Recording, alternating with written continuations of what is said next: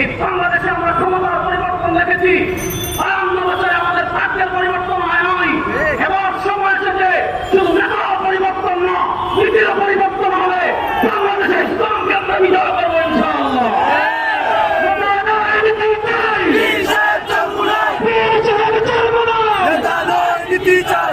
আগামীর বাংলাদেশ আমরা মন্ত্রণালয়ে জানিয়েছি, আমরা টিএনসিবি, আমরা এনসিবিতে জানিয়েছি, সব জায়গায় আমরা জানিয়েছি যে বিশেষ আওয়ামী লীগ ইসলাম বিধ্বংসী যে শিক্ষা সিলেবাস চালু করেছিল ওই 2021 শিক্ষা কারিকুলাম বাতিল করে পূর্বের যে কোনো শিক্ষা সিলেবাসে ফিরে যেতে হবে। শিক্ষামন্ত্রী আমাদেরকে আশ্বস্ত করেছিলেন, তিনি আমাদেরকে গেজেট দেখিয়েছিলেন যে 2021 শিক্ষা কারিকুলাম বাতিল করা হয়েছে, 2012-তে ফিরে যাওয়া হবে।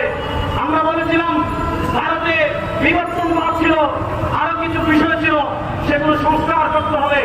তারা আমাদেরকে দাবি আশ্বস্ত করেছিলেন সংস্কার করবেন, কিন্তু আমরা দেখেছি অন্তর্বর্তীকালীন সরকার আবু সাইদের রক্তের উপর ক্ষমতা এসেছে, অন্তর্বর্তীকালীন সরকার মুক্ত রক্তের উপর ক্ষমতা এসেছে, কিন্তু আমরা দেখেছি তারা ক্ষমতা এসে যত কমিশন গঠন করেছে সব জায়গায় ইসলামপন্থী মুসলমানদেরকে তারা বঞ্চিত করেছে।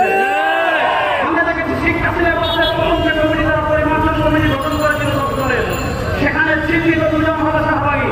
আমরা প্রতিবাদ করেছিলাম, তারা আমাদেরকে একটা আইওয়াস করেছিলেন দুইজনের নাম বহিষ্কার করে, কিন্তু আমরা পরবর্তীতে 40 জনের যে বড় কমিটি দেখেছি, সেই কমিটিতে আমরা দেখেছি ইসলাম শিক্ষা বই পরিবর্তন এবং সংস্কারের জন্য যে 3 জন লোককে দায়িত্ব দেওয়া হয়েছে।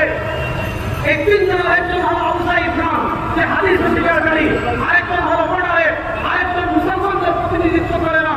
আমরা অন্তর্বর্তীকালীন সরকারকে আজকের এই শাহজালালের পূর্ণভূমি, শাহজালালের পূর্ণভূমি, 360 আউলিয়ার পূর্ণভূমি, সিলেটের পূর্ণভূমি থেকে স্পষ্ট ভাষায় বলতে চাই, যদি আপনারা ফ্যাসিস্ট আওয়ামী লীগের মতো কোন শিক্ষা সিলেবাসকে ইসলামপন্থীদের অবাধ্য করে কোন শিক্ষা সিলেবাসকে এই দেশে চালু করতে দেখেন, আপনাদের পরিবারের পরিণতি এই দেশে ভালো হবে না।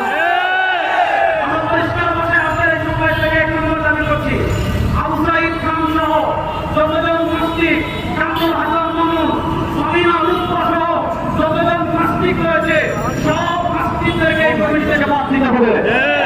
নম্বর দাবি করছি আমরা খবর পেয়েছি, গতকালকে আমরা বিশ্বস্ত সূত্রে খবর পেয়েছি যে তারা পাঠ্যপুস্তক সম্পাদনা করে জমা দিয়ে দিয়েছে, আগামী 15 তারিখের মধ্যে এটা প্রেসে যাবে।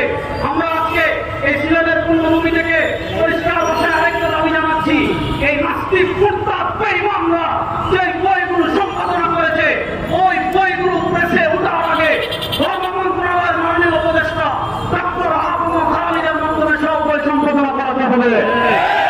যদি আপনারা সম্পাদনা না করেন, যদি আপনারা আমাদের দাবি না মানেন, যদি আপনারা ইসলাম পন্থাকে ওভারটেক করেন, এদেশের ইসলাম পন্থাকে ওভারটেক করে ফ্যাসিস্ট হাসিনা ওই দেশে টিকতে পারে নাই, আপনারা যদি ইসলাম পন্থাকে ওভারটেক করতে চান আপনারা ওই দেশে থাকতে পারবেন না।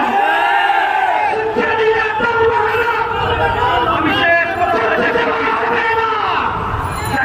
বক্তব্য রাখবেন, আমি শেষ কথা বলে শেষ করছি। বাংলাদেশের বছর 52 বছর হয়েছে।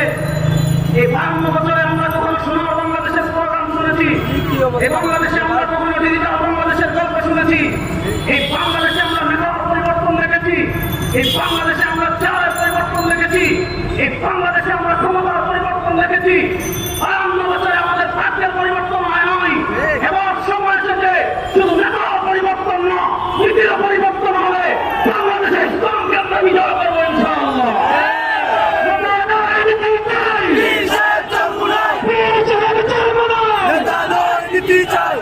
আগামীর বাংলাদেশ ইসলামের বাংলাদেশ হোক, আগামীর বাংলাদেশের সব সেক্টরে কোরআন প্রতিষ্ঠা হোক, ইসলাম প্রতিষ্ঠা হোক, এটা আমরা চাই কি চাই না?